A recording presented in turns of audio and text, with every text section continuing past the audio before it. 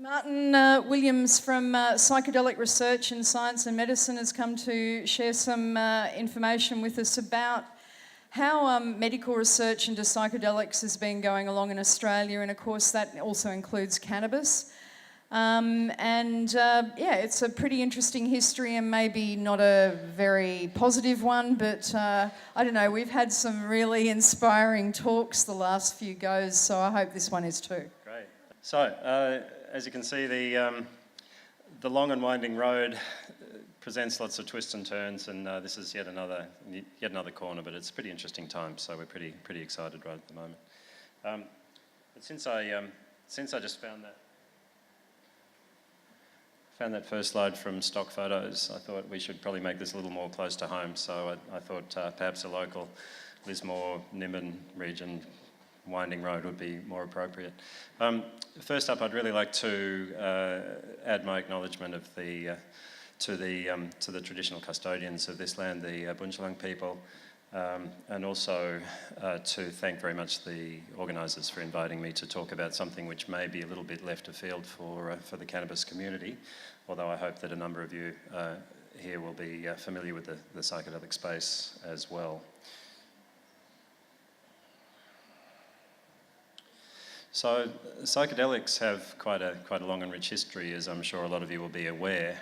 The indigenous use of psychedelics was widespread in particularly the equatorial parts of the world, and of course the medicinal use of psychedelics was alongside the use of other plants for medicines, for ritual, for all sorts of applications. And so the discovery of psychedelics originally in this medicinal context was by the West Europeans in particular around the turn of the 19th to 20th centuries. Is that too loud, by the way? You guys okay? And then from that point, there was a development of psychedelic psychotherapy as a means of treating psychiatric disorders in the UK, in Europe, and in North America. And so alongside that, there was a limited history of psychedelic psychotherapy that took place in Australia in the 60s, 70s, and into the 80s. But of course, psychedelics, as I'm sure you are well aware, escaped the lab in the 60s, and they became associated with the counterculture movement. And of course, being threatening to the status quo, they were very strictly and strongly resisted. So scheduling, prohibition through the Controlled Substances Act in the US and in the International Convention on Psychotropics. Really sort of put paid to any clinical use and also at the same time research. And this actually continued the long history of prohibition and control by the what we could call the dominant paradigm, the Western European model of politics, religion and culture generally. And so consequently there was a cessation, I guess, of research and of clinical practice using psychedelics, which lasted for about 20 to 30 years, and it was only through the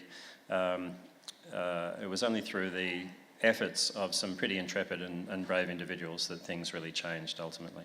But during that time, interestingly, while psychedelics were being proscribed, there was the emergence of pharmacotherapies and psychotherapies to deal with the same kind of psychiatric issues which psychedelics have proven to be so effective at treating.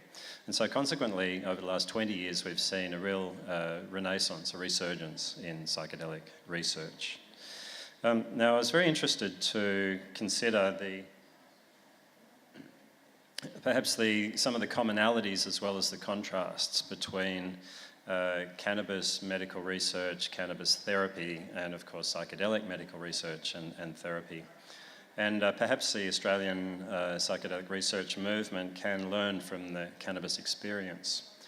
However, I'd have to say, and I hope I don't lose too many friends here, that in the US, in Canada, and elsewhere, medicinal and now recreational cannabis has emerged largely in the absence of rigorous medical research. To explore benefits, at least. There's been plenty of research done over the last 30, 40 years to demonstrate harms of all of these, and we call this the pathological narrative or the pathological paradigm of drug medical research. And so I'm sure I needn't go into any detail about all of this because you'll be hearing plenty about that over the weekend. But just bear in mind that there does seem to be a little bit of a contrast between the emergence of the sort of the cannabis decriminalisation, legalisation, and sort of application field compared with what we're seeing in the psychedelic research and clinical application field. Australia, unfortunately, as always, has been very cautious and conservative. And the more I think about this, the more I realise just what a backwater we are. But in cannabis research and in cannabis clinical application and in cannabis use generally, we've been very, very slow to accept the evidence that's mounting from other parts of the world. And so really the one exception to all of this would be the establishment of what's called the Lambert Initiative at the University of Sydney, and that was based on a philanthropic funding model, a donation of $34 million by Barry Lambert and family, specifically for cannabis research into medical applications, childhood epilepsy, spasticity and so on. But it does actually have a broader research scope. I won't go into that again because I'm sure you guys will be, if not familiar with it, then hearing more about it in the course of the weekend. So as far as global psychedelic research is concerned, it's had a very different trajectory. So would this be because psychedelics are more scary, they're more frightening to people, they're maybe more of an unknown than cannabis? That remains to be answered, but I would suspect that could have something to do with it. The global war on drugs was in response to the counterculture movement, and of course cannabis was caught up in this, there's no question about that, and it effectively stifled research for 20 or 30 years.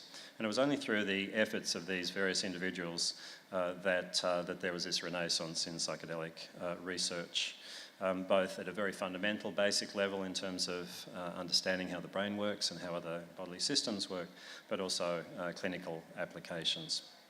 And we're seeing more and more that of course the applications are there and that we're really scrabbling to try and make up for lost time in research. So the non-profit organisations currently active in the global sphere, there are many, but of course MAPS, and the Multidisciplinary Association for Psychedelic Studies, the Hefter Institute in the US, and the Beckley Foundation in the UK are really sort of preeminent among these emerging organisations. Here in Australia, we're slowly coming to the party, I guess you could say. The Black Dog Institute is part of the University of Sydney, University of New South Wales, and it's been exploring ketamine for depression. And that's really the only academic sort of organisation that's, apart from the Lambert Institute or the Lambert Initiative, that's been gaining ground in the last sort of 5 to 6 years. And there have been social and anthropological studies from time to time, but really psychedelic research has been a non-event in Australia until very recently. I've got Entheogenesis Australis up here because EGA is the parent organisation of PRISM, which is our own psychedelic research organisation. And then PRISM, of course, has the explicit mission to initiate, to support, to coordinate and communicate psychedelic medical research in Australia. And we're a non-profit organisation. We also have charitable, tax-deductible charity status as well. So I think we've kicked a couple of goals in getting that organisation set up. And things are starting to move after about 6 or 7 years of sort of low-level preparation and getting everything in place. So the key features of psychedelic psychotherapy, if you're not that familiar with the concept, are that it's actually always in a clinical setting. To this point, it's been in an academic clinical setting because that's been where the research has been taking place. But the clinical setting enables careful monitoring. This monitoring of bodily functions, for example, heart rate and blood pressure and so on, may become less critical once these approaches gain broader, more widespread clinical practice, but for the time being, while we're still sort of in proof of concept mode, then careful monitoring is very important. However, the actual setting, the clinical setting, really must be conducive to psychotherapy. So putting somebody in a hospital bed with bright fluoros and codes going on in the hospital are really not suitable for anybody familiar with the concepts of set and setting in the psychedelic context. And so efforts are taken to create a sort of a lounge room, a mellow, comfortable sort of environment, usually with some art, with some subdued lighting, with some peace and quiet. And those are really far more conducive to the positive outcomes of psychotherapy using psychedelics as an adjunct. Usually there are 1, 2, or maybe 3 sessions of psychedelic psychotherapy, and these have been shown to be quite persistent positive effects in a significantly large number of people who participate in these trials. And although the effects may diminish, there's really no reason not to do it again if the effects start to diminish over time. There's extensive psychotherapy, which is really fundamental to the approach. So the drugs are strictly adjuncts to the therapy. They're not central, really, to the therapy. To the outcomes in the absence of therapy. And the therapy is primarily patient-directed and of quite long duration, which really reflects the time course of the psychedelic experience. And so, therefore, drugs with a moderate duration, for example, Psilocybin or MDMA, are generally preferred to over LSD, which has a significantly longer duration of action.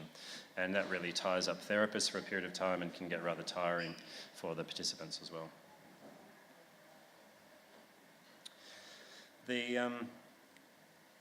The compounds of current therapeutic interest really are MDMA, and that was almost the sort of the more recent psychedelic gateway drug particularly for treatment of post-traumatic stress disorder from a number of causal factors, but also for social anxiety among people on the autism spectrum and potentially depression. And there's exploration now of other applications of MDMA-assisted therapy. Psilocybin is proving very effective for the treatment of existential distress associated with late-stage terminal illness, but also potentially for substance use disorders and depression. LSD, as I said, has a much longer duration of action, but it's still been explored both in the prehistory of psychedelic medical research in the 50s and 60s, and then more recently in the late 90s, early 2000s, for existential distress, for substance use, and for depression.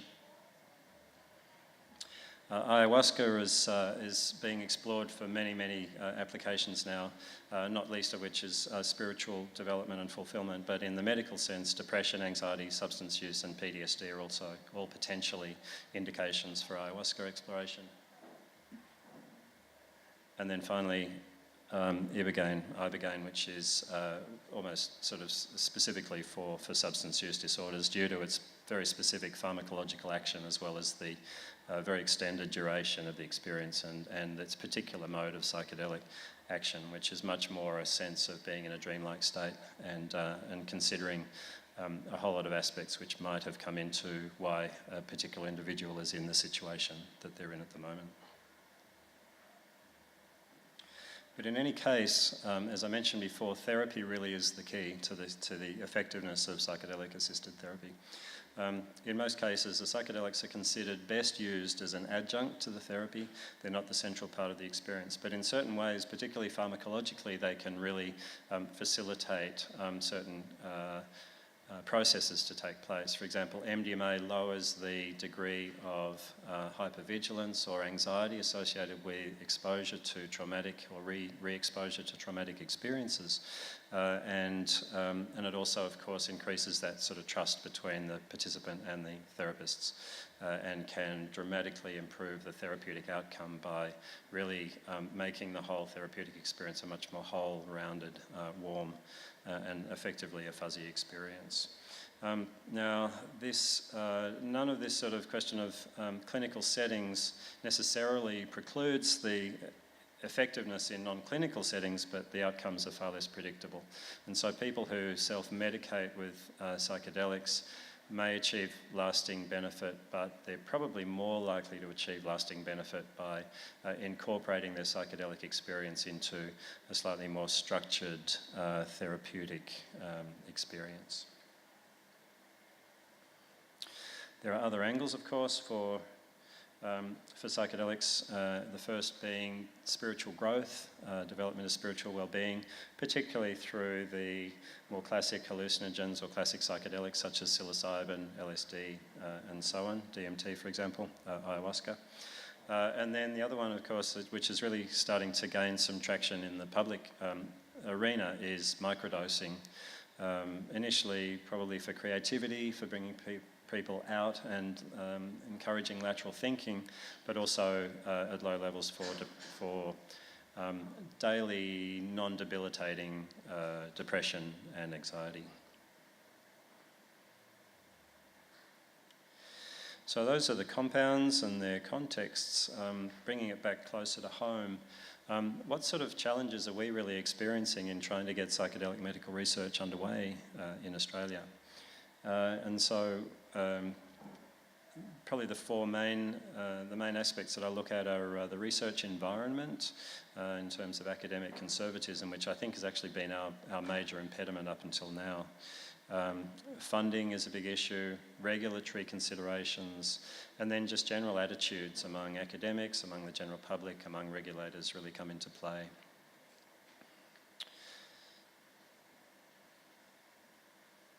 So the first is the research environment, and we've found time and again that Australian academics are very conservative, they're very concerned about their jobs, they're very dependent on public funding, and so they tend to be very wary of anything which might be considered revolutionary or challenging.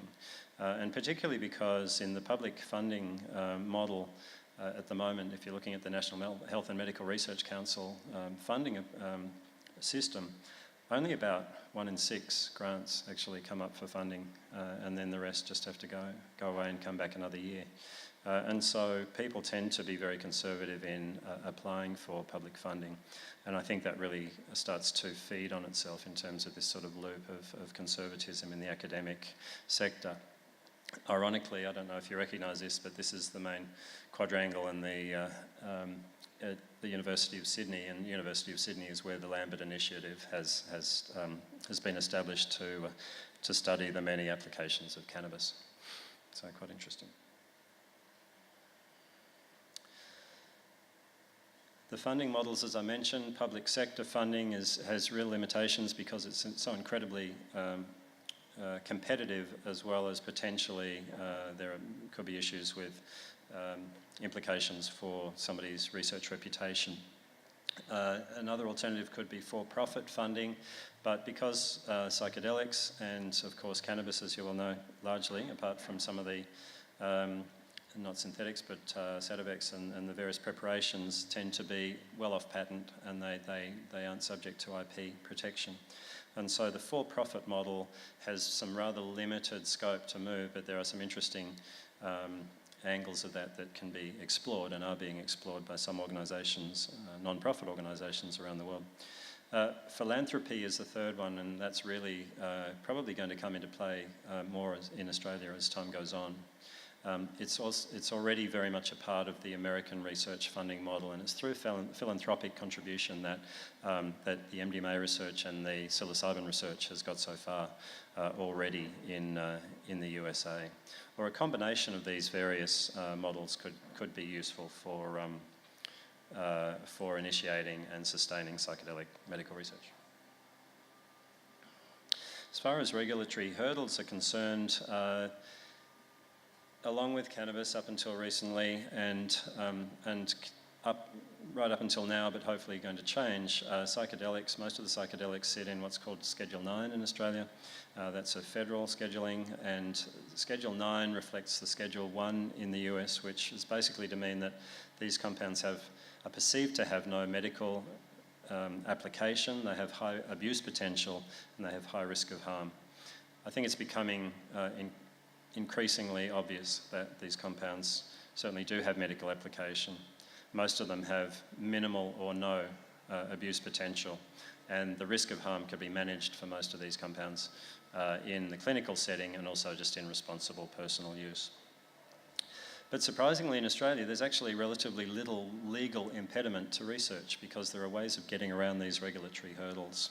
However, on the other hand, bureaucracy is a major issue because to be able to prescribe any of these currently Schedule 9 compounds, a researcher would need both an importation licence, which is renewable every year, and then an importation permit for each individual batch of a compound which is coming from overseas. And those end up just being really difficult to navigate their way through the paperwork and deal with the bureaucracy. Then at the state level, then to possess and to prescribe any of these compounds requires the permission, express permission of the State Minister for Health in whatever state this is taking place. And as you might imagine, State Ministers for Health can be pretty difficult to deal with if they are not really on side with the program overall. So what this really means is being quite political, being very strategic in addressing these and approaching the prospects of research.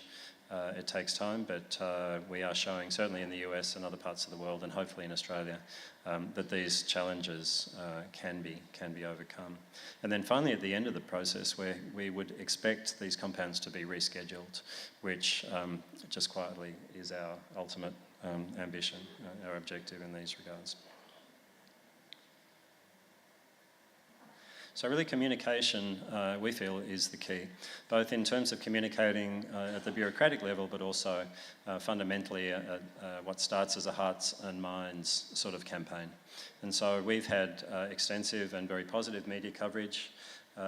There are three arenas of discourse: the public arena, which I think has really been the best one for us to take on. And then following that, due to the conservatism in these other areas, then political and academic, probably in that order. But yeah, it's really a matter of talking to people, explaining what we're about, explaining the risks and the benefits, and how the benefits will outweigh the risks in time.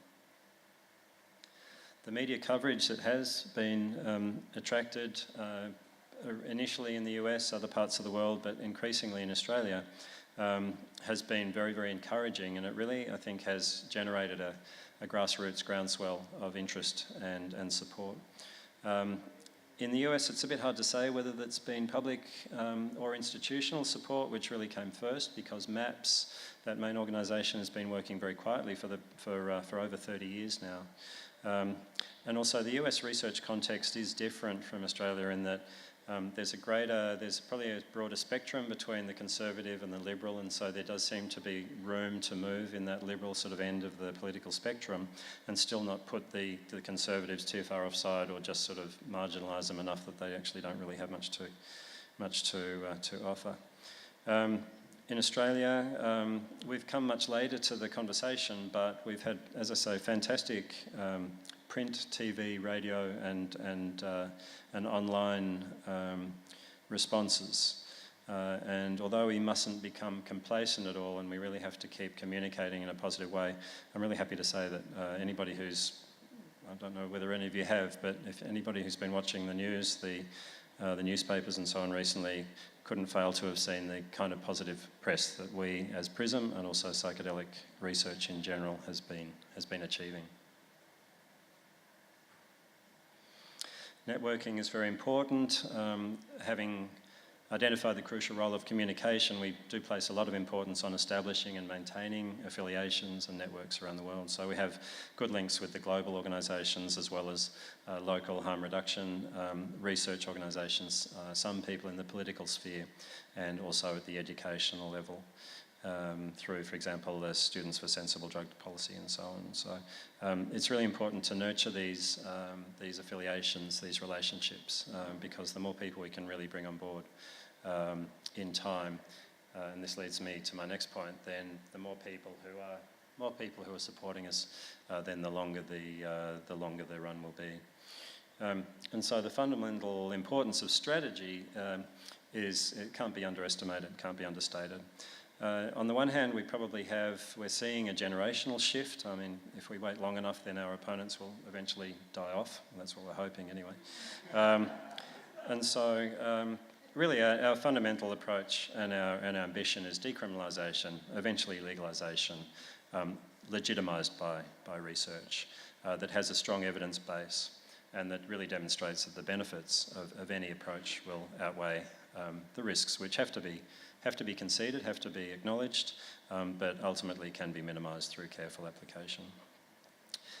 We would like to avoid big business, but we don't eschew the for-profit sector because it's the grim reality of the world that we're living in that the for-profit sector is a very important game-setting sector.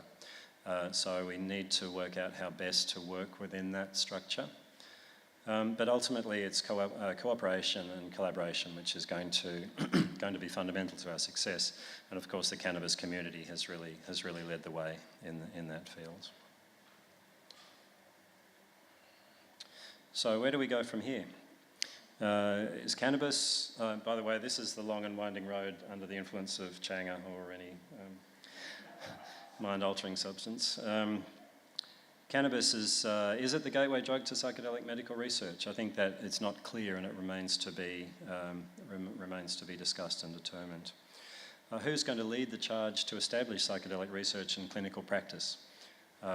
It could be researchers, it could be funding partners, it could be organisations such as PRISM, and it could be the patients and the families themselves. And we've seen examples of this right across the board in medical research and increasingly in psychedelic and in cannabis research as well. Who's going to pay for this? The public funding model has its limitations, as I said, but we feel hopeful that as more evidence is accumulated and we attract the interest of academia, that in fact the public funding model may ultimately see us forward. Private sector to a small degree, but really philanthropic support is what we're looking at right at the moment. And so after saying all of this, I'm really happy to report that there are some positive developments after 7 years of operating PRISM, that we may just have a couple of clinical trials around the corner.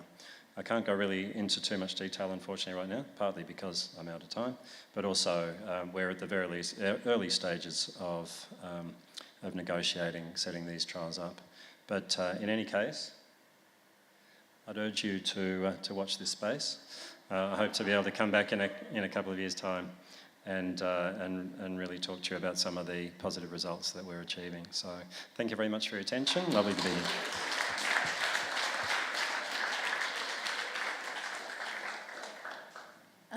Are there any questions? We are running a bit behind. Yes, we do have one. Here we go. So I've heard that Australian-based acacia plants have DMT, they can be harvested. So I was wondering if you can point me in the direction of where I can find more information about harvesting and which, because there's so many acacia species. Yeah, that's very true. I think the DMT content is reasonably well characterised across the whole genus of acacia. So there are a number of online resources. In fact, you could probably just Google it and find your way through. One thing that really needs to be stressed, I think, is that it will take careful management for this to remain a sustainable resource. So I would urge anybody who's interested in this to consider their responsibilities as well as their rights in looking at this as an option. You guys up here in northern New South Wales and southeast Queensland are very fortunate in having quite a rich resource. There are a couple of species of acacia which, in their particularly their root bark, do have significant concentrations of DMT. However, unfortunately, harvesting root bark isn't a sustainable practice, and so really it's harvesting the trunk and branch bark, and in some, only one or two species, the leaves, which are potentially more sustainable, but some of these have such small and localised ecosystems that they're already endangered because they're just self-limited in their habitats. So, having said that, I think you'd really just need to read up online. The resources are out there. You can probably hop on things like Shaman Australis, the corroboree and the various forums and so on. You can pick up the information reasonably easily there. Okay. Thank you very much, Martin. I think we'll wind it up. Thank you.